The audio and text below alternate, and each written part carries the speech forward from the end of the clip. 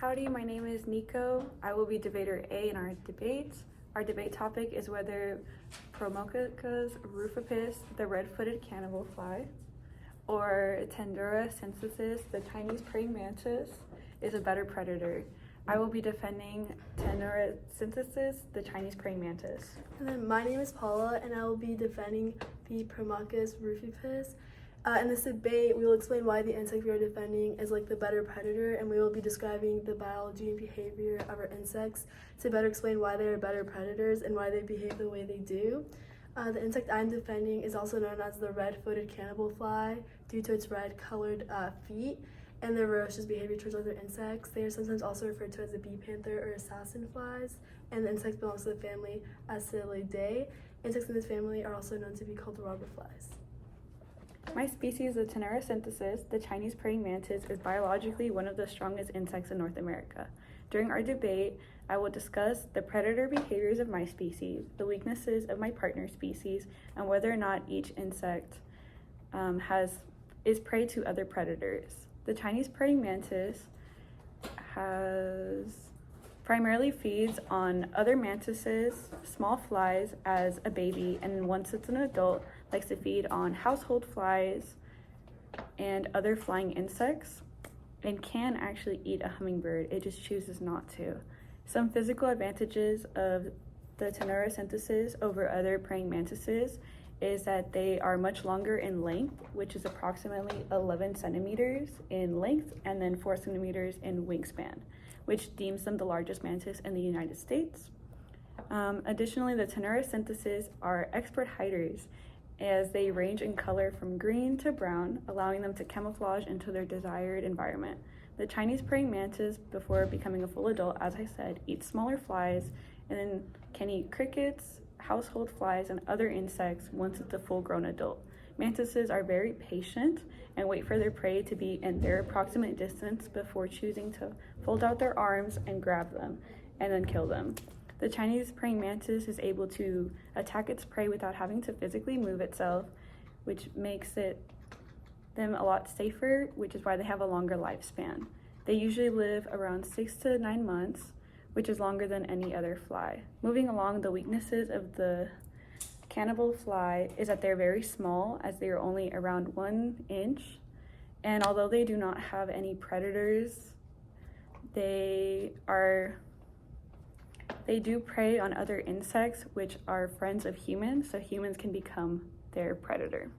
The Promachus rufipes red-footed cannibal fly is an insect species and is a type of fly that can grow to be up to 30.5 millimeters in length, and they can usually be found in the United States. More specifically, they can be found in gardens, wooded areas, or fences. Its abdomen is yellow and has black dots around the top of their body here.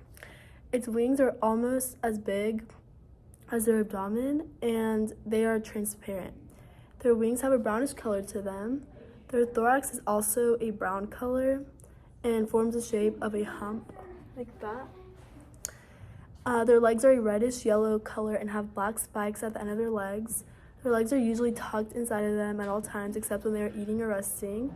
Their leg strength greatly helps them catch prey and helps them to be quick.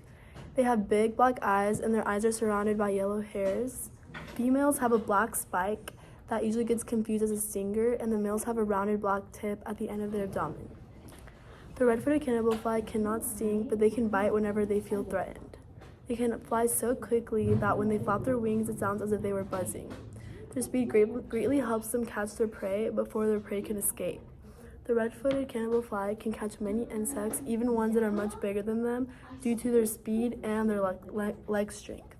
Some insects they catch are grasshoppers, bees, wasps, and they have even been seen before with a hummingbird.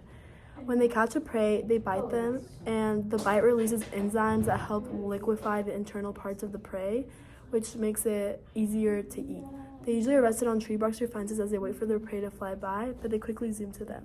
These flies, though, do not harm or bite humans unless they are being handled aggressively and they feel threatened.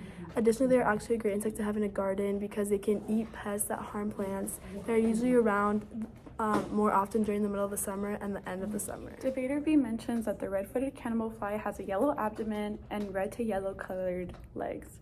The bright colorings of The cannibal fly might be useful to attract bees, but it also makes them very easy to identify. Additionally, as stated by debater B, they're very easy to identify as they create a buzzing sound with their wings, which would make the mantis able to identify them faster as they have a really good range of hearing farther than their vision. Additionally, the praying mantis does not fly, or can fly and has wings, but chooses to stay on the ground, while the red-footed cannibal fly looks for its prey in the sky as they like other flying insects, so they would be too distracted if they saw the praying mantis to attack. Lastly, debater B adds a section regarding the likeliness of the red-footed cannibal to bite other humans, which they cannot bite humans.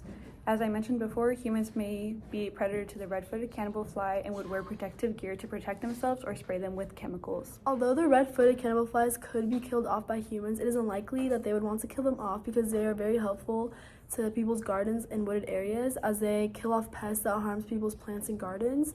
Since they also don't harm humans, they are not a risk to us, so we would not have a direct reason to kill them, meaning they can continue to be like very strong predators. Also, red-footed cannibal flies don't mind putting up a fight as they are known to be very aggressive. It is true they are small and draw a lot of attention due to their bright colors and loud buzzing, but they are incredibly fast when flying, so they can reach any level and catch any prey extremely quickly and efficiently.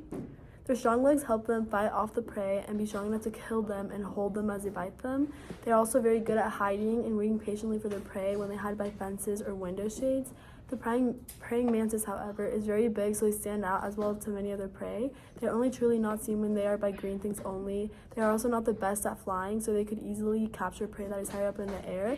They also have a lot of predators that kill them, so they have competition, and they are known to kill each other. The Chinese praying mantis is very large, as mentioned before. However, this is useful to their lifestyle, as their large size allows them to move fastly without having to utilize their wings, and they can reach their destination within 1/10 of a second, which is how they escape from predators. Furthermore, this allows them to live in greenery areas like gardens and fields covered with sticks. And you mentioned that the praying mantis can only hide when it's surrounded by green objects. However, this is not true, as they can be brown or a mix of brown and green. The mantis is able to hide itself from other insects with poor vision. Debater B also mentions the mantis' worst enemy is itself, as it is very cannibalistic. However, this is just a part of their lifestyle, and it is a mating ritual. However, the red-footed cannibal fly has a very short lifespan, only around 2 to 3 weeks, and I revoke my prior statement about humans being their biggest predator. In fact, it is not humans, it is themselves and other pesticides. Research shows that most likely these insects die from being in areas of high pesticide, which they choose to be in. Even though the praying mantis is very big and is able to jump high levels, their body is very weak, so they do not have an exoskeleton. When they are catching their prey, they might make them lose to other insects if the insect is stronger and does have one. Also, since females bite the heads off other praying mantis when they mate, anytime they produce, their numbers do not go up higher since they're being killed when like another is born. It is true that the red-footed cannibal flies can be killed off with pesticides. This is not a likely cause, and usually humans try to avoid killing these insects since they help keep pests away from like their gardens. Also, they can be found in gardens where there are pesticides, but large numbers of these flies can be found in many other places, such as forests and wooded areas, where they do not face any direct threats since insects tend to stray away from them. Their lifespan is short, but these red-footed cannibal flies are also able to reproduce very quickly, and their lifespan does not affect the way they kill other animals. In conclusion, Tenaracensis, the Chinese praying mantis, is a natural predator. The Chinese mantis is aggressive when needed, patient, and very resourceful. They're able to adapt to the surroundings, camouflage into greenery in order to be undetectable to the naked eye. In this manner, they're able to patiently wait for their prey, conserve their energy until needed to attack. When attacking their prey, the Chinese mantis is aggressive but eloquent all at the same time. Their attacking mechanism is praise and has even been studied and implemented into sports such as Kung Fu and yoga.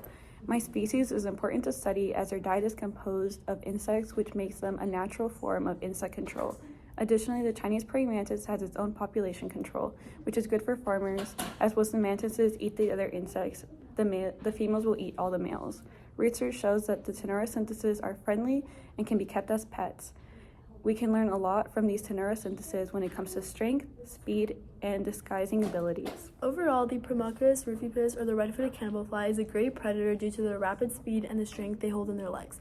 They have great hiding techniques since they're very small and can fit into many places. They have very good eyesight due to their big eyes, and they're always attentively looking out for their next meal. They don't have to worry about being eaten themselves or having much competition, and when they encounter a bigger animal/insect, they never mind putting up a fight until they win. They are small, but they can take on many insects that are even up to twice their size. They have even been seen with hummingbirds, and they're very strong and can take on lots of insects. When they catch their prey, they act very quickly by injecting them with enzymes that makes them a lot easier to digest. This insect is used in research to study their behavior and how effectively they can prey on other insects. Many humans want them around to protect their gardens, and it is important to keep these flies around since they are beneficial to keeping other harmful insect populations down. So we can see how they are like a natural solution to keeping pests away instead of having to use harmful chemicals outside in people's gardens.